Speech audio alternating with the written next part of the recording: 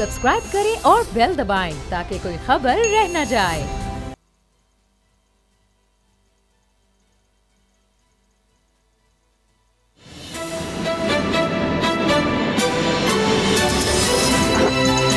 अब पता चला। बिस्मिल्लाहिर्रहमानिर्रहीम, अस्सलाम वालेकुम। मैं हूं मोहम्मद उसामा गाजी और आप देख रहे हैं अब पता चला। सियासत में नई जंग का बिगल बच चुका है। कल गुजरांवाला में अपोजिशन इत्तेहाद पाकिस्तान डेमोक्रेटिक मूवमेंट हुकूमत के खिलाफ एहतजाजी का पहला जलसा करने जा रही है। वज़ीर आज़म इमरान खान का इसरार है कि वो जलसों से डरने वाले नहीं, अपोजिशन जो मर्जी कर ले वो एनआरओ नहीं देंगे। लेकिन सच ये है कि कल होने वाले जलसे को लेकर हुकूमत तज़ब्ज़ुब का शिकार है। एक तरफ जलसे की इजाजत दी गई है और दूसरी तरफ अपोजिशन कारकुनों की गिरफ्तारियों की भी खबरें बता रही हैं कि कोई डर जरूर है। कल होने वाला जलसा अपोजिशन का इम्तिहान भी है कि इस पर एहतजाजी तहरीक का मुस्तकबिल का दारो मदार है। कल अपोजिशन जलसागाह भरने में कामयाब हो गई तो इसे हुकूमत के खिलाफ एहतजाजी तहरीक का कामयाब आगाज कहा जाएगा। नाकामी की सूरत में हुकूमत का एतमाद बढ़ेगा। अपोजिशन का दावा यह भी है कि यह एहतजाजी तहरीक नाकाम नाअहल हुकूमत से निजात के लिए है, लेकिन वाकिफाने हाल का दावा इस हवाले से कुछ और है। एक तबका इसे सेनेट इलेक्शन से जोड़ता है तो दूसरा पसे पर्दा डील की कोशिशों से ताने बाने मिलाता है। खुफिया मुलाकातों की अफवाहें भी गर्म हैं। शहबाज शरीफ नैब की हिरासत में ही किससे मुलाकातें कर रहे हैं, क्यों कर रहे हैं, यह सवाल बड़ा अहम है। पीपल्स पार्टी के रहनुमा एतजाज अहसन ये दावा करते हैं कि शहबाज शरीफ ने खुद को एहतजाजी तहरीक से अलग करने के लिए गिरफ्तार करवाया है। गिरफ्तारी से याद आया कि आज जाली अकाउंट्स केस में वारंट गिरफ्तारी आसिफ जरदारी के भी जारी हुए, लेकिन इस्लामाबाद हाईकोर्ट ने जमानत में तौसीह देकर इन्हें 5 नवंबर तक की मोहलत दे दी। 5 नवंबर के बाद जरदारी साहब कहां होंगे? अस्पताल, जेल में। इस पर भी सबकी नजरें हैं। लेकिन आज के इल्जामात पर साबिक DG ISI general retired Zaheerul Islam का तरदीदी बयान भी सामने आ गया है, जिसमें उन्होंने नवाज शरीफ की जानिब से खुद पर लगाए गए इल्जामात की तरदीद कर दी है और कहते हैं कि ये ISI के साबिक director general lieutenant general Zaheerul Islam ने कहा है कि उन्होंने कभी साबिक वज़ीर आज़म नवाज शरीफ से इस्तीफा तलब नहीं किया। एक अंग्रेजी अखबार से बातचीत करते हुए lieutenant general retired Zaheerul Islam ने 2 टोक अल्फाज में इनकार किया कि उन्होंने किसी भी शख्स के जरिए वज़ीर आज़म नवाज शरीफ को कोई पैगाम भेजा था। इन्होंने कहा कि मैंने किसी को भी वज़ीर आज़म को कोई पैगाम देने के लिए नहीं भेजा था। ये बिल्कुल गलत है। इसकी बजाय उन्होंने इसरार किया कि 2014 के धरने के वक्त हर मौके पर वो हुकूमत को मशवरा देते रहे कि पाकिस्तान तहरीक इंसाफ और पाकिस्तान अवामी तहरीक से सियासी अंदाज से निपटा जाए ताकि एहतजाज ख़त्म किया जा सके। अब ये बात जनरल रिटायर्ड जहीरुल इस्लाम साहब की भी सामने आ गई है और मेरे पास कुछ शहजाद अकबर साहब ने जो नई चीज़ें बताई हैं कि किस तरह से जो लोग दुनिया से चले गए उनके नाम पर भी अरबों रुपया इधर से उधर होता रहा, उसकी तफसील भी सारी मेरे पास है, वो भी मैं आपको बताऊंगा भी, दिखाऊंगा भी। असद खरल साहब, पहले तो ये बात कर लेते हैं कि शहबाज शरीफ साहब क्या वाकई कोई पसे पर्दा कोई अभी डील का मामला चल रहा है? ये मियाँ नवाज शरीफ साहब जो इल्ज़ाम लगाते रहे हैं उसकी तो एक के बाद एक की तरदीद आ जाती है। पहले उन्होंने जो मिसाइल की बात कही थी, वो शोशा छोड़ा था, उस पर समन बारिक मान साहब ने कहा कि जी होश के नाखून ले क्या बातें कर रहे हैं। फिर अब्दुल कदीर खान साहब का भी आ गया जी ऐसा कुछ नहीं। अब जहीरुल इस्लाम साहब ने भी कह दिया कि ऐसी तो कोई बात ही नहीं हुई थी।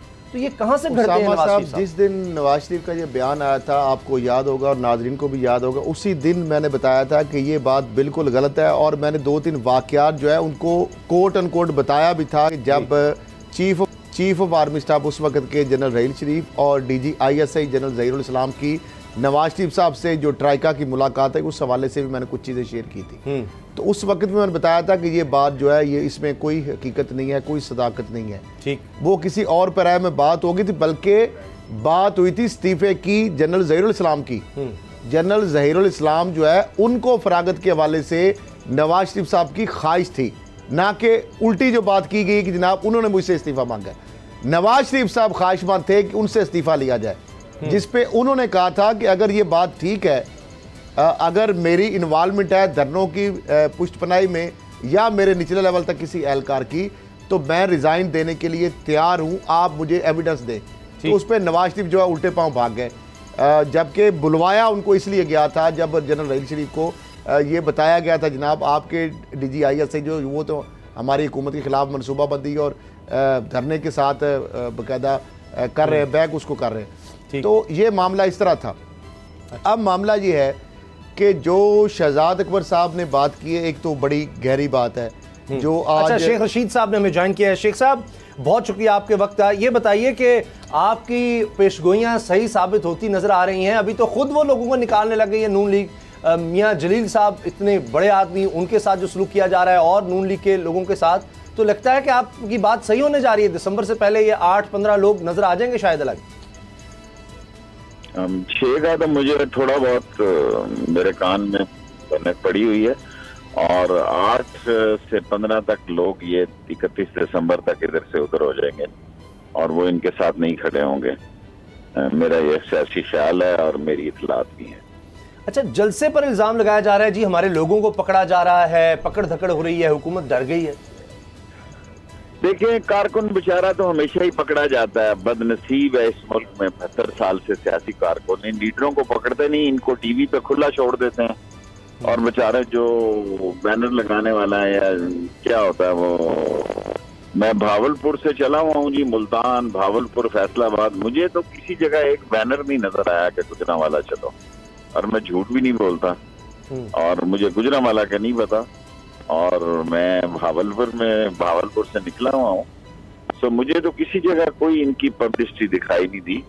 सो इनको इजाजत मिल गई, आप भरपूर तरीके से काम करें और लोगों को इकट्ठा करें, और इनकी तकरीरों से पता लगेगा कि ये क्या चाहते हैं और क्या करना चाहते हैं, इनके पास मसाइल का हल है जी, और ये मुल्क को किस तरफ लेकर जाना चाहते हैं। अच्छा शेख साहब, पहले तो फजलुर रहमान साहब ने कहा था हुकूमत चली जाएगी, अब मरियम साहबा ने कहा कि जनवरी से पहले हुकूमत चली जाएगी, लेकिन शहजाद अकबर साहब ने कहा है कि जनवरी में शायद मरियम साहबा बैरून मुल्क वालिद साहब के पास चली जाए। ये बड़ा अहम बात शहजाद अकबर ने की है, ये इस्लामाबाद आके इसको खोज लगाना पड़ेगा, क्योंकि अजीब सी बातें हो रही हैं।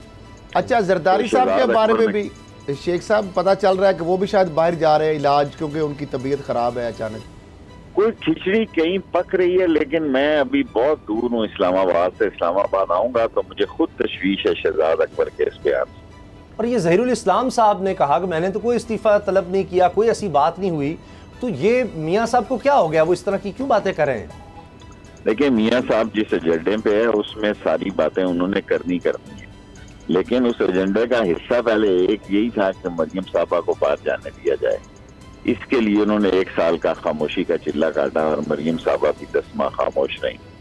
अब इस्लामाबाद में क्या पक रहा है, जब सोमवार को आऊंगा तो देखूंगा, अभी तो मुझे खबर नहीं, लेकिन शहजाद अकबर के बयान ने मुझे चौंकाया जरूर है। अच्छा शेख साहब, हम तो अपने प्रोग्राम में चला रहे हैं जिस तरह पेश गोई होती है, सच गोई होती है, अब शेख गोई, क्योंकि आपकी बातें जो है ना लोग बड़ी सुनते हैं। तो ये बताइए कि ये जलसे जुलूसों से क्या होगा, क्या ये मोमेंटम बनेगा? कुछ भी नहीं होगा। 126 दिन हमने धरना दिया और इतना बैनुल अक़वामी गिनीज बुक का जलसा किया, कुछ भी नहीं हुआ, इनका भी कुछ नहीं होगा। और अभी देखे ना, 30 दिसंबर तक तो इनका जलसों की टाइम टेबल आया हुआ है। 31 दिसंबर तक मेरी तारीख है और 20 फरवरी तक हालात ठीक हो जाए। अच्छा, 2.5 अरब रुपया खर्च हुआ। मैं भी वो इलेक्शन कवर करता रहा जो कुलसूम साहिबा मरहुमा ने लड़ा और मरियम साहिबा कंपेन करती रही। इस पर कुछ होगा? पैसा इनके लिए क्या चीज है? ये आपका और मेरा पैसा है। पैसा तो ये मनी लॉन्ड्रिंग के एक्सपर्ट जो हैं, इनके लिए क्या मैटर करता है? लेकिन ये गरीब है बेचारा जिसको थोड़े थोड़े पैसे देंगे कि वैगने ले आना, गाड़ी ले आना। उसमें 2.5 अरब में मामला ये भी हुए हैं कि गैर कानूनी स्कीमों के लिए एक स्कीम के ऊपर एक रोज में 2-2 दफा पैसे निकलवाए गए और केस ये एंटी करप्शन से अब नैब को भेज दिया गया। ये भी इलेक्शन चुराना ही इसको कह सकते हैं। केसेस पे जाएं तो इनकी तो कोई छूट ही नहीं है, केसेस की तो भरमार होगी, केसेस की तो भरमार होगी। लेकिन ये सादा सी कौम है, ये अपनी दौलत लुटने पर और फिर वापस इनको थोड़े से मिल जाए कि ये वैगन ले आओ, ये बस ले आओ भर के, इस पे भी तैयार हो जाते हैं। लेकिन कल का जलसा इनका अहम होगा, पता लग जाएगा ये कहाँ खड़े। और महंगाई का शेख साहब क्या देख रहे हैं आप? अब इमरान खान साहब कह रहे हैं मैं खुद चीजों को देखूंगा। महंगाई के तो बुरे हालात हैं, ठीक होनी चाहिए जी। महंगाई है, मैं उन लोगों से आपको कहूँ कि महंगाई नहीं है, गरीब महंगाई से तंग है। शेख साहब, क्या रिकवरी होगी? ये जो बड़े बड़े केसेस बने हैं, अरबों रुपए की सामने मनी लॉन्ड्रिंग आ रही है, क्या रिकवरी की उम्मीद रखें हम? ख्वाहिश तो हमारी यही है कि रिकवरी हो, लेकिन एक लंदन में जाके बैठ गया और दूसरा की तबीयत सुना खराब है असफ जरदारी साहब की, उसकी टाइमिंग है जेल जाने की, घर जाने की और अस्पताल जाने की। Okay sir. अच्छा शेख साहब, आखिरी सवाल, ये नैब में क्या शहबाज शरीफ साहब वाकई मुलाकातें कर रहे हैं? खुदा को पता है, कुछ ना कुछ सियासत में हो रहा है जरूर। अच्छा, लेकिन मेरे पास मैं बहुत दूर हूँ इस्लामाबाद। वज़ीर आज़म ने कहा सबसे अच्छी कारकर्दगी शेख रशीद की है, तो क्या मशवरा है कि बाकियों की कारकर्दगी भी अच्छी हो? आप क्या मशवरा देंगे आखिर में? सबकी कारकर्दगी मेरे से अच्छी, सबकी मुझसे अच्छी है जी, ऐसे मेरे पीछे न डालें लोग। अच्छा ठीक है, बहुत शुक्रिया शेख रशीद साहब, बहुत ने हमें वक्त दिया, बाकी वज़ीर रेलवे। लेकिन बहरहाल काबीना इजलास की कहानी है कि वज़ीर आज़म ने कहा जी शेख रशीद साहब की कारकर्दगी सबसे अच्छी है। अच्छा असद खरल साहब, ये जो सवालात सामने आए हैं शहजाद अकबर साहब के, ये बड़े अजीबो गरीब। वो तो कहते हैं जी अब छोड़ दें कोई लंबे चौड़े सवालों को, दर्जन सवालों को, 3 सवाल ही वो कह रहे हैं जी मैं पूछ लेता हूँ।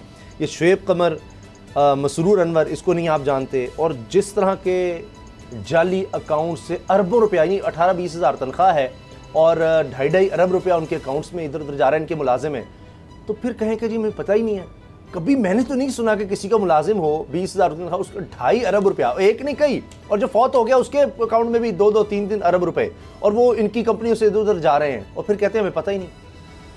देखें उसामा साहब, इनको अगर पता नहीं है तो सलमान शहबाज को जब नोटिस आता है तो मसरूर अनवर उसके बाद उसको नोटिस यानी भेजा जाना था, पता था सलमान शहबाज को, उसको बैरून मुल्क भगा दिया गया, गायब करा दिया गया।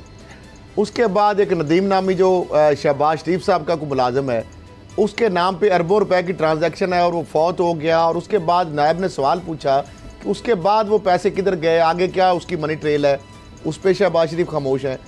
अब देखें ना, ये मुख्तलिफ इनके ऊपर जो आ रहे हैं नैब की जो चीज़ें फाइनल हो रही हैं। अच्छा उससे पहले मुझे मुलाकात का बता दें, ये क्या चक्कर है?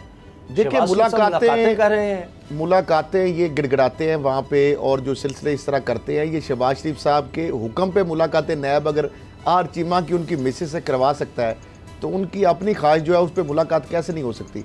मुलाकातों का मतलब ये ज़रूरी नहीं है कि सारी मुलाकातें नैब की तहवील में या वहाँ पे होंगी नहीं हुई होंगी, लेकिन जब वो पेशी पे आते हैं उस वक़्त वो बहुत सारे पैगाम रसानी के काम होते हैं, वो पैगाम देते भी हैं, पैगाम वसूल भी करते हैं, वहाँ पे मुलाकातें भी होती हैं। मरियम साहबा को ख्याल है कि चचा जान जो है वो नाकाम हुए और फिर इनको मैदान में आना पड़ा, वो जो कोशिश करते रहे वो कोई बात बन नहीं पाई।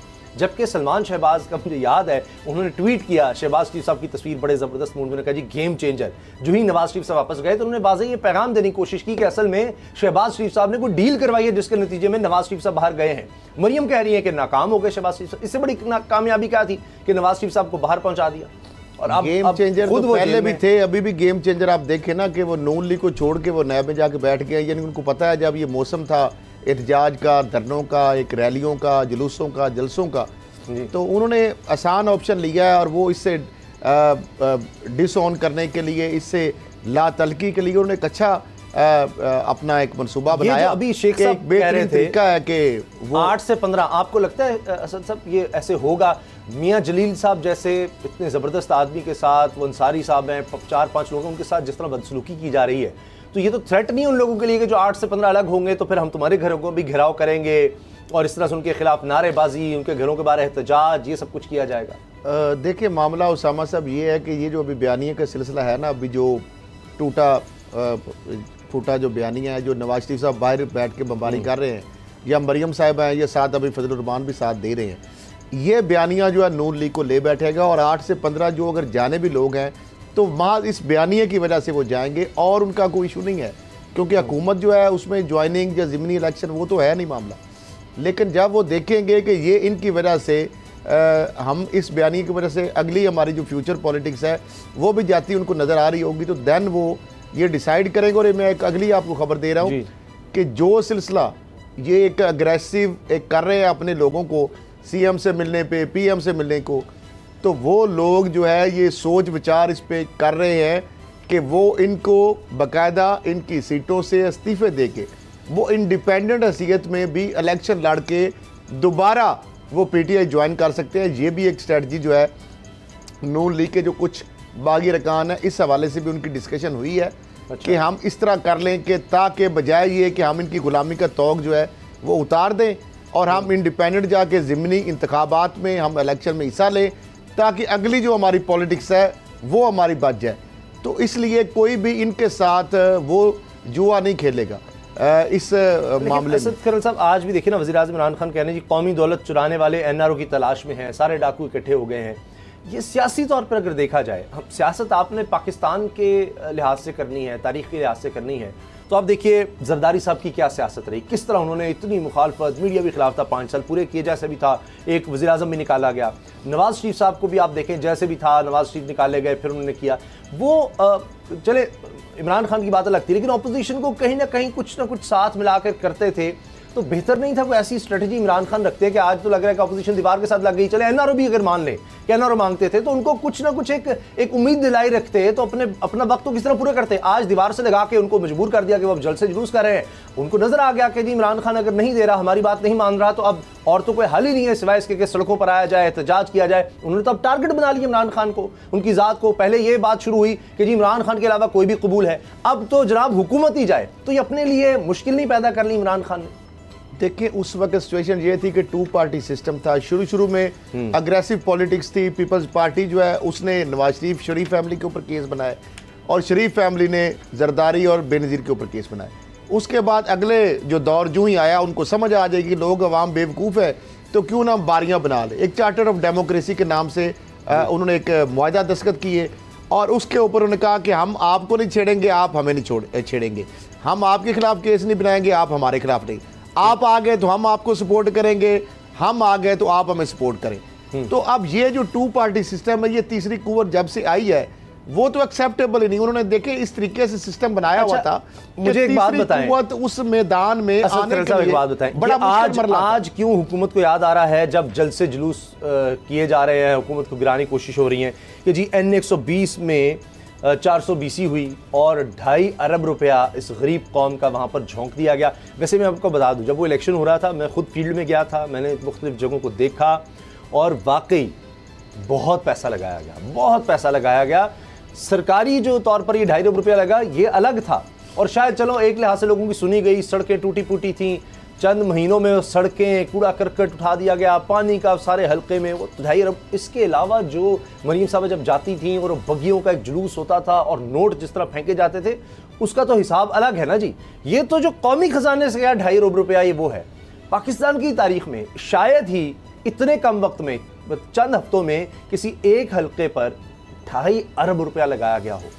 अब ये मुझे बताइए, अब क्यों ख्याल आ रहा है हुकूमत को, पहले क्यों नहीं? या तो आते ही इस चीज को देखना चाहिए था, इसका तो रिकॉर्ड होना चाहिए। उसामा साहब, ये बड़े अरसे से मामला था अंडर इंक्वायरी एंटी करप्शन में।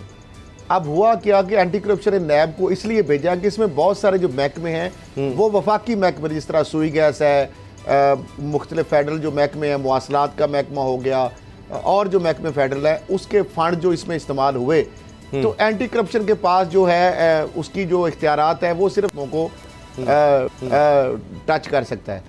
तो इसलिए उन्होंने अब नैब को मामला ये भेजा। इसमें बहुत सारी बेज़ाब्तियाँ हुई हैं, इसमें वायलेशन हुई है, इसमें प्रॉपर टेंडर नहीं हुए, इसमें पेपरा रूल्स को फॉलो नहीं किया गया।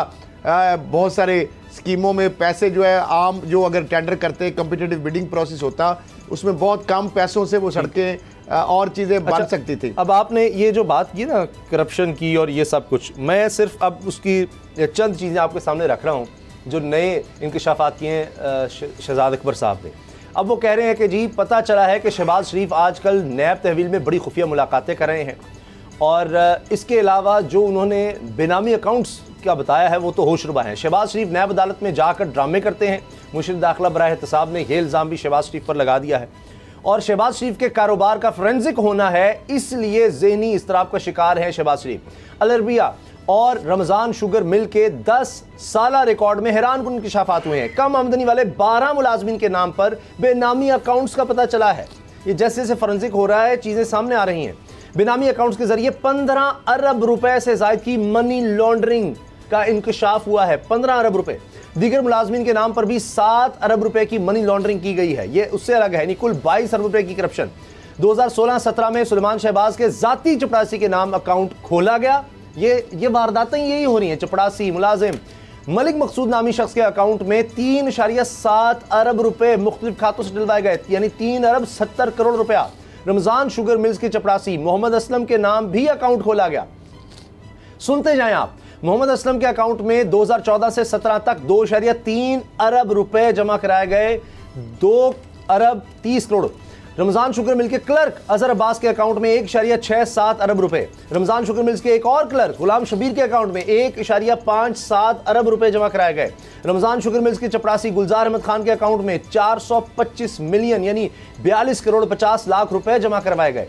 गुलजार अहमद खान ने फरवरी 2015 में वो इंतकाल कर गया और इसके बावजूद ये अकाउंट अलबत्ता ऑपरेट होता रहा। तो जनाब दुनिया से कुछ चला भी गया तो अकाउंट चल रहा है और इसके अकाउंट में पैसे जमा हो और आगे भी ट्रांसफर हुए। अब 3 सवाल जो पूछे हैं शहजाद अकबर साहब ने शहबाज शरीफ से वो बड़े अहम हैं। अब देखते हैं उनका जवाब आता है कि नहीं। पहला सवाल, क्या शहबाज शरीफ साहब आप मसूर अनवर और शुएब कमर को नहीं जानते? दूसरा सवाल जो किया है शहबाज शरीफ साहब से शहजाद अकबर ने वो ये है कि क्या आपको नहीं पता था कि आपके अकाउंट में कौन पैसे डलवा रहा था? तीसरा सवाल, आपके पास कोई ज़राए आमदन नहीं है तो फिर लंदन के 4 फ्लैट्स कैसे लिए? शहबाज शरीफ खानदान के लोग लंदन में गुजर बसर कैसे कर रहे हैं? ये भी सवाल उन्होंने कर दिया है कि पैसा कहाँ से आ रहा है, क्या आपका ख़ानदान सिटीजनशिप हासिल कर चुका है या नहीं, फिर वहाँ कैसे रह रहा है? ये भी एक मुअम्मा बन चुका है, जो जाता है वहाँ का हो रहता है। असद करल साहब, ये सवाल तो अपनी जगह वैलिड हैं, लेकिन शहबाज शरीफ साहब कहते हैं कि मैं लंदन जाऊँगा तो वहाँ से कोई डॉक्यूमेंट्स लेकर आऊँगा। अभी तक नैब को उन्होंने कोई डॉक्यूमेंट्स नहीं दिए लंदन की प्रॉपर्टीज़ के। अभी भी नैब को वो सवाल का किसी का जवाब नहीं बता रहे, ना वो रिकॉर्ड जो है उस पर कन्फ्रंट नैब जब उनको करता है उस हवाले से भी लाइलमी का इजहार कर रहे हैं। इस हवाले से नैब के प्रोसिक्यूटर ने बाकायदा साहब अदालत में भी उनकी मौजूदगी में बताया कि जनाब मसूफ कोऑपरेट नहीं कर रहे, हमारे सवालों का जवाब नहीं दे रहे, तफ्तीश के दौरान जो है कोऑपरेशन नैब से नहीं कर रहे। आप ये कह रहे हैं उसामा साहब के शहबाज शरीफ साहब को लंदन भेजा जाए और वहाँ से चीज़ें लेके आएंगे। चीज़ें तो सारी इधर मौजूद है और उनके टिप्स पे चीज़ें हैं। बाकी जिस तरह अपनी कारकर्दगी वो झूठे जो दावे बनाते हैं कि इतने अरब उधर से बचा लिया, इतने 100 अरब उधर से बचा लिया और 500-700 हज़ार अरब की वो बचत जो सेविंग दिखा देते हैं कि जनाब मैंने तो इतनी बचत कर दी है। मामला ये है कि ये सारी चीज़ें हैं, तब तक ये इन्वेस्टिगेशन का प्रोसेस मुकम्मल नहीं हो सकता जब तमाम मुलजम जो हैं उनको आपस में कन्फ्रंट नहीं कराया जाता। अब देखिए सलमान शहबाज जो है इसमें मरकजी उनका रोल भी है, वो बाहर बैठे हुए हैं, वो आने के लिए तैयार नहीं है। उनकी अहलिया नुसरत शहबाज साहिबा जो है उनको हवाले से बहुत सारे उनके ऊपर इल्जाम। अच्छा करल साहब ब्रेक हो जाएगी, मुझे ये और उनकी जो है साहबजादियां हैं, उनके दामाद है, ये कैसे हो गया कि पहले वज़ीर आज़म के खुसूसी फंड से फवाद हसन फवाद साहब ने इन स्कीमों के लिए प्राइम मिनिस्टर के 50 करोड़ रुपए से ज़्यादा रकम का कहा, फिर आ जाता है जनाब 2000 मिलियन, फिर 2 अरब रुपया अलग से, तो 2.5 अरब रुपया लगा दिया गया। और दिलचस्प बात, ब्रेक का वक्त हो गया, मैं आपको बता दूं कि जी अगस्त सितंबर अक्टूबर में पैसे दे दिए जाते हैं, काम करवा लिया जाता है और फिर जनवरी 2018 में टेंडर पास हो रहा है। काम पहले हो गया, टेंडर बाद में पास हो रहा है कि वारदातें देखें कैसे की जा रही हैं ताकि कोई पकड़ ना सके। तो टेंडर पहले आता है और फिर काम होता है, लेकिन काम हो गया, पैसे चले गए, सब कुछ खा पी लिया और उसके बाद टेंडर आ रहा है। ब्रेक का वक्त है जनाब, ब्रेक के बाद आसिफ अली जरदारी साहब की भी बात करेंगे और क्या वाकई महंगाई आने वाले दिनों में कम होगी। ब्रेक के बाद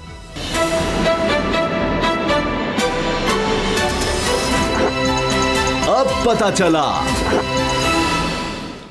नैब ने जाली अकाउंट्स केस में आसिफ अली जरदारी साहब साबिक सदर उनके वारंट गिरफ्तारी जारी कर दिए हैं, लेकिन आसिफ अली जरदारी साहब को ज़मानत भी मिली है, लेकिन ये वक्ती ज़मानत है, उसके बाद क्या बनेगा। और ये केस बड़ा अजीब-ओ-गरीब है पाकिस्तान की तारीख़ का। 2015 में ये मंजर आम पर आया, लेकिन कहीं सुना नहीं किसी ने, बस कहीं शायद कोई खबर छप गई तो छप गई।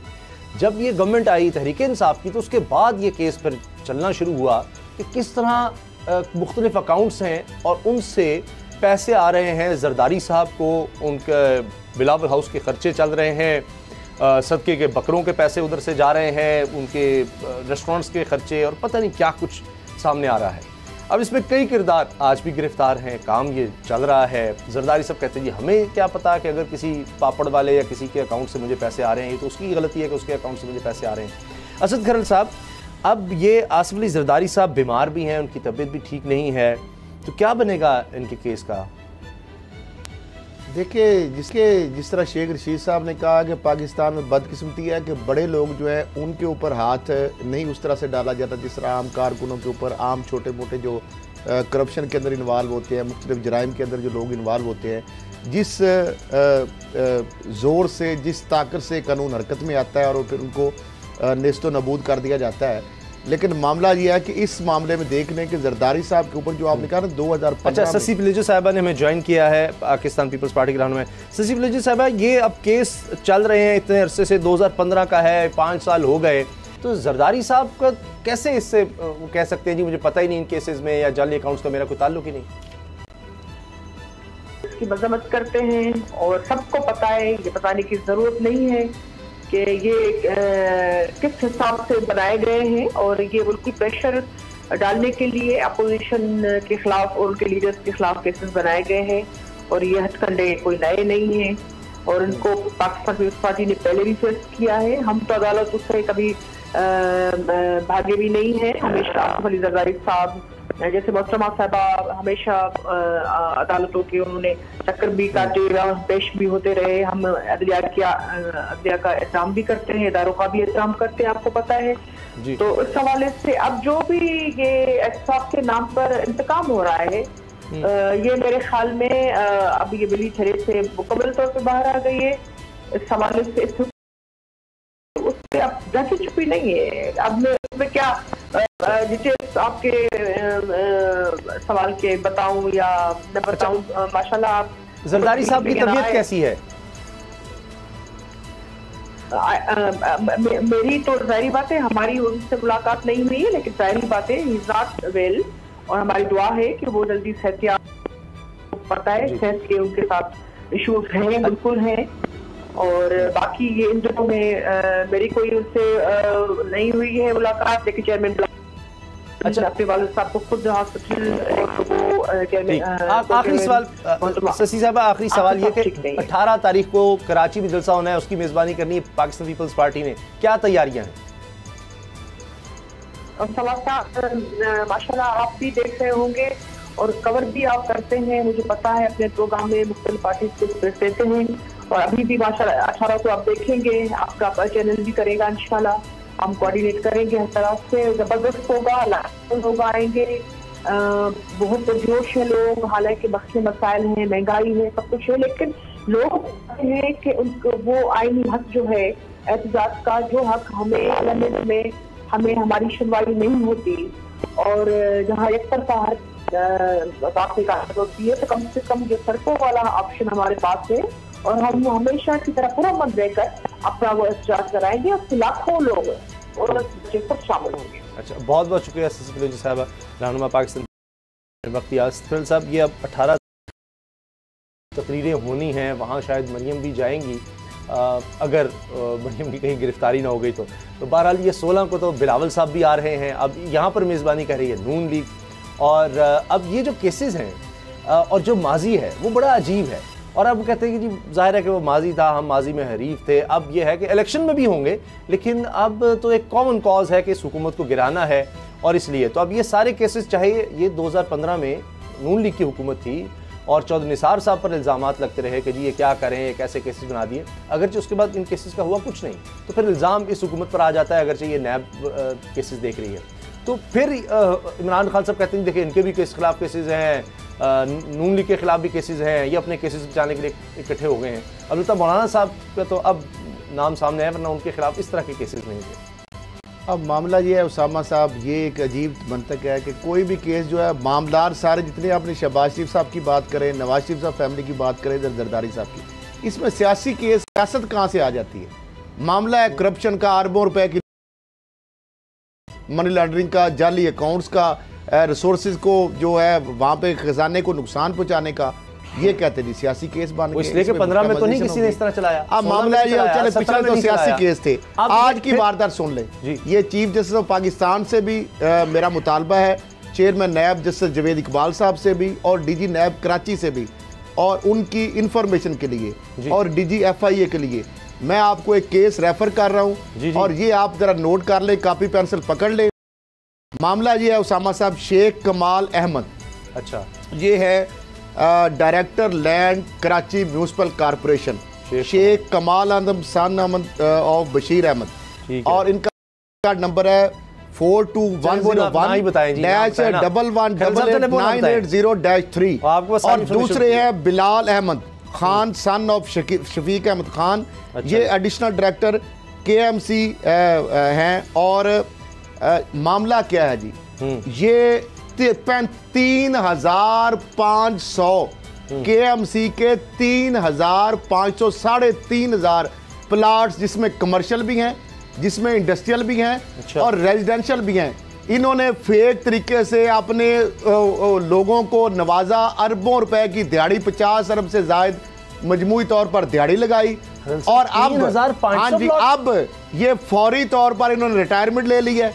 रिटायरमेंट लेके पैसा ऑलरेडी बाहर कनाडा फेंक चुके हैं, फैमिली उधर सेटल कर चुके हैं। ये आज या कल ये फरार हो जाएंगे मुल्क से, आज या कल इन्होंने मनसूबाबंदी कर ली है। ये कागज आपने सीधे ताकि पेंशन भी मिलती रहे, ये वारदात करके निकल जाएंगे। दूसरा मामला जी आगे आ जाए, 2 दिन पहले जो आसिफ इकराम है, DGKD है, उसको तब्दील कर दिया गया बड़ी दिहाड़ियां लगाने के लिए, जो सिस्टम फिर एक्टिव हुआ है। और वहां पे जनाब नासिर अब्बास सुमरो को DGKD लगा दिया गया है। उसके अलावा मजीद जो लोग लगाए जा रहे हैं, बदर जमील मंदरियो, ये DGKD भी रहे, इनके ऊपर नया है, करप्शन की बुनियाद पर इनको निकाला गया। अब जनाब इनको फिर दोबारा लाया जा रहा है सिंध बिल्डिंग कंट्रोल अथॉरिटी के अंदर DG। उसके बाद बोर्ड ऑफ रेवेन्यू में समीउल्लाह सदीकी साहब जो है, समी सदीकी साहब, पहले ये DGKD भी रहे, उनको लाया जा रहा है बोर्ड ऑफ रेवेन्यू में अहम ओहदे पर। अच्छा, अब मामला क्या है, ये खालिद यूसुफी एक लैंड ग्रैबर है, मशहूर ज़माना, और इस तरह के जो लोग, जो सिस्टम है, जुबैर मोटा जो जूनियर क्लर्क है, जाली आर्डर वाला, ये यानी AG मजीद वगैरह सिस्टम, इन्होंने 20,000 गज जो है वो ज़मीन है जो KD है उसके 1 क्लिफ्टन और उधर जो जोन 1 और जोन 2 में, वहाँ जो खाते इधर जालसाजी से फिट किए जाएंगे और अरबों रुपए की ये मामला है। और ये जो मामला क्या है, इसलिए किया गया सारा कि ताकि इन लोगों को इन जगहों पे लगा के ये अरबों रुपए की दिहाड़ियाँ लगाई जा सके। एक मैंने बता दिया, मेयर कराची जो कहते थे मेरे पास कुछ भी नहीं है, आखिरी दिनों में उनके 2 साथी जो है ये फरार हो रहे हैं और नैब वाले फौरी तौर पर स्टॉप लिस्ट में इनका नाम डालें। DG नजम मिर्जा साहब को रिक्वेस्ट है, ये बाहर चल देखिए, सिंध बिल्डिंग कंट्रोल अथॉरिटी के मंजूर कादर काका का 50 अरब का केस है, वो भागा हुआ आज तक वापस नहीं आया। तो मामला ये है कि ये मोहम्मद अली शेख जो DC ईस्ट लगाए गए हैं, उनके ऊपर भी नैब की इंक्वायरी है, सुप्रीम कोर्ट उनको बता चुकी है और वो जालसाजी से उम्मीद है चेयरमैन नैब इसका नोटिस लेंगे, तो एक बड़ी दिहाड़ियां लगाई जा जाएगा। ब्रेक का वक्त है, ब्रेक के बाद बात करेंगे क्या महंगाई कम होने जा रही है। ब्रेक के बाद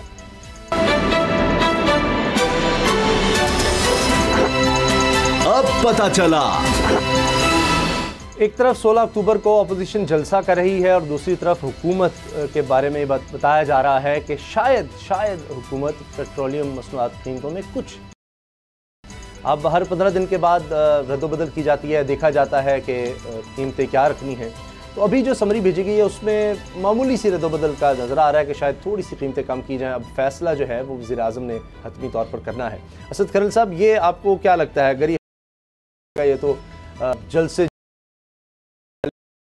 डाला तो मजबूरन हुकूमत को ये पेट्रोल की कीमतें कम करनी पड़ गई हैं, देखा कमाल हो गया, लिहाजा हमारे साथ निकलो। देखिए उसामा साहब, इससे पहले भी आलमी मंडी में जब पेट्रोलियम की कीमतें कम हुई थी उस वक्त हुकूमत ने, ठीक है, उतना जो फ़ायदा पहुंचना था पाकिस्तान अवाम तक वो तो मुंतकिल नहीं किया, लेकिन कुछ कम कीमतें की थी। अभी रिसेंटली जिस तरह की हैं, खरल साहब एक दफ़ा बहुत ज़्यादा कर दी थी और मना किया, 15 रुपए के करीब कर दी थी, तो उसके बाद तो पेट्रोल ही नहीं मिला। फिर जितनी भी कंपनियां थी वो फिर माफिया सामने आ गया था, नजर आ गया था कि इतना आसान नहीं है कि वज़ीर आज़म साहब ने सितंबर में भी उन्होंने कहा था कि कीमतों में जो इजाफा नहीं किया गया था, कीमतें बरकरार रखी जाएंगी। अक्टूबर में उन्होंने कहा था कि जो हाफ यानी 15 अक्टूबर तक जो कीमतें हैं वो उसके बाद यानी डिसाइड किया जाएगा। अब ओगरा ने तो जो सजेशन दी है, उन्होंने कहा कि 3 से 4% जो है वो पेट्रोलियम मसनूआत जो है उसमें की जाए कमी, और इस तरह जो हाई स्पीड डीजल है। अब मामला ये अभी मेरा ख्याल है जो लग ये रहा है कि शायद पेट्रोल की कीमत जो है वो तो बरकरार रहेगी या बहुत माइनर उसकी कमी होगी, जितनी सजेशन है उससे भी कम, लेकिन डीजल जो है उसकी एक्सपेक्ट किया जा रहा है कि उसमें अच्छा देखिए ना, ये भी एक अलमिया है कि पेट्रोल की कीमत बढ़ती है तो उसी दिन से चीज़ों की कीमतें बढ़ जाती होती हैं, किसी चीज़ की कीमत आप कम होती नहीं देखते।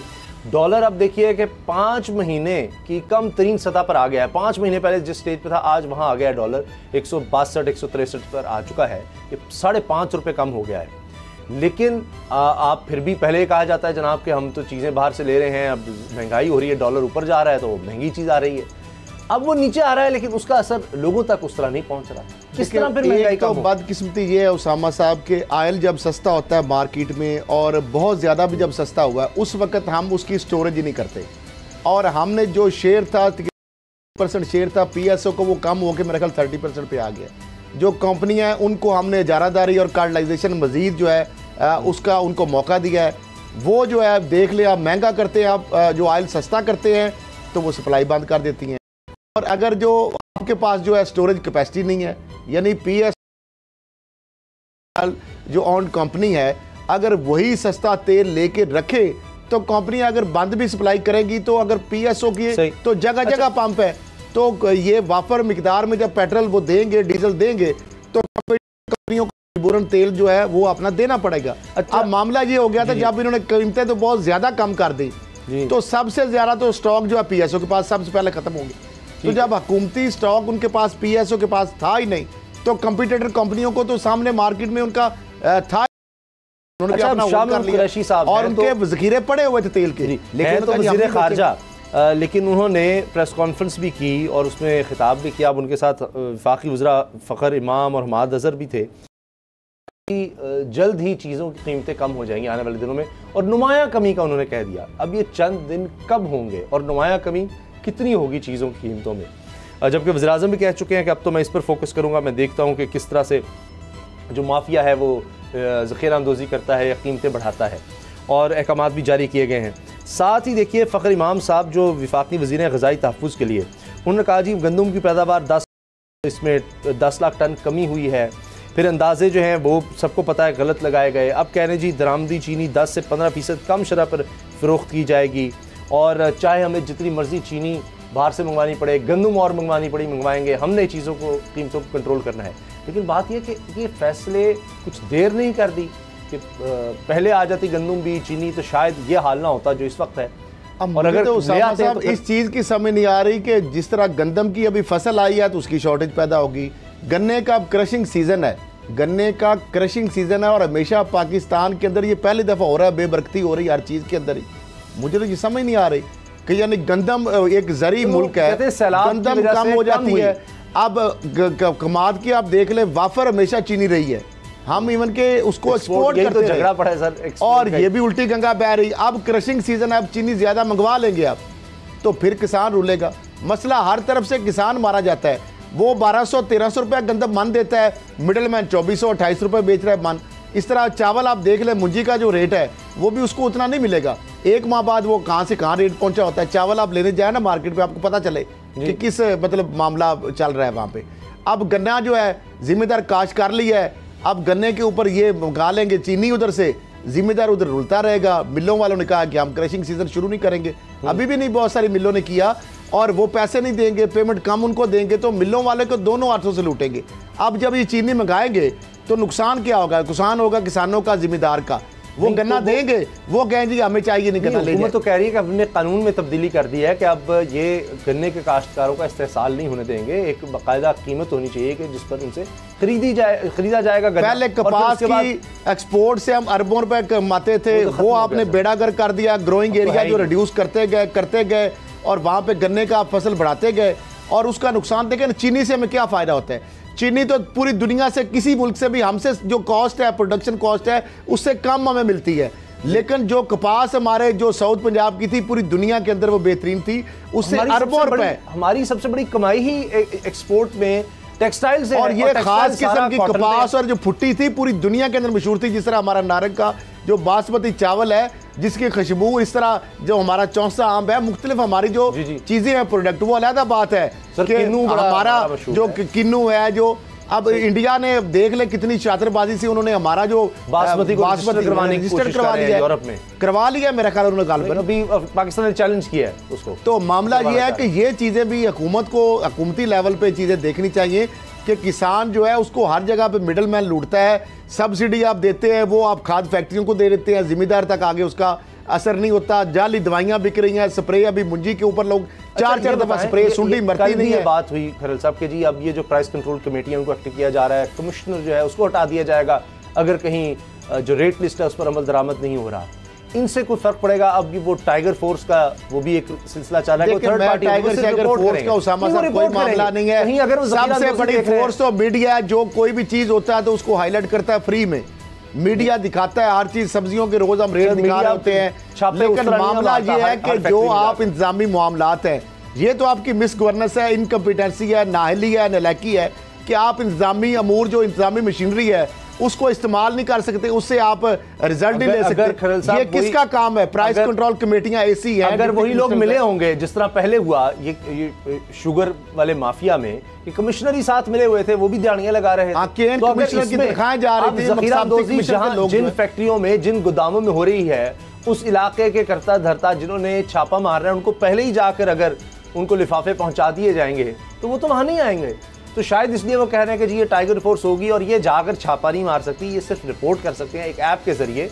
और फिर वो जाहिर है कि पंजाब में अगर देखा जाए तो वज़ीर आला उस्मान बुज़दार साहब उस चीज़ को देख रहे होंगे, उनकी टीम होगी कि जहां से सूबों में चीफ सेक्रेटरी सरबराह होता है, उसके नीचे पूरी हिरार्की होती है, कमिश्नर होते हैं, डिप्टी कमिश्नर होते हैं, मुतलका महकमों के लोग होते हैं। नजर आ रही है तो अब मामला ये है कि उसकी नाकामी जो है वो तो हुकूमत के गले पड़ेगी ना। अगर ब्यूरोक्रेसी की जो इंतजामिया की नाहली है, नलायकी है या कमजोरी है या एग्जीक्यूशन वो गवर्नमेंट की पॉलिसीज को नहीं कर रहे तो वो गवर्नमेंट ने ही करवाना है। टाइगर फोर्स जो है वो तो एक निशानदेही कर सकती है, लेकिन जब वो निशानदेही करेगी उसमें मामला ये है कि उसको एक्सेस नहीं है, उसके पास इख्तियारात नहीं है। टाइगर फोर्स की फैक्ट्री में क्या गोडाउन में उसको दाखिल आप इस तरह होने दिया जाएगा? उसको क्या अंदर को दूरबीनें लगाई उन्होंने? उनको क्या पता कि इस गोडाउन के अंदर क्या चीज है? उसको अंदर एक्सेस नहीं है, वो जा नहीं सकते। किसी फैक्ट्री में, किसी गोडाउन में अगर दाखिल होंगे तो उनके खिलाफ कार्रवाई हो सकती है। रिपोर्ट सिर्फ कर सकते हैं, रिपोर्ट कर सकते हैं। क्या आने वाले दिनों में दावा यही किया जा रहा है, वज़रा की तरफ से भी, वज़ीर आज़म भी इस पर लगे हुए हैं कि आने वाले दिनों में महंगाई कम होगी। और अगर वाकई ऐसा हो गया, महंगाई कंट्रोल हो गई, तो फिर हुकूमत के लिए भी बड़ा आसान हो जाएगा ये अपोजिशन के जलसे जुलूसों को कंट्रोल करना। दुआ में याद रखिएगा, इजाज़त दीजिए, अल्लाह हाफ़िज़।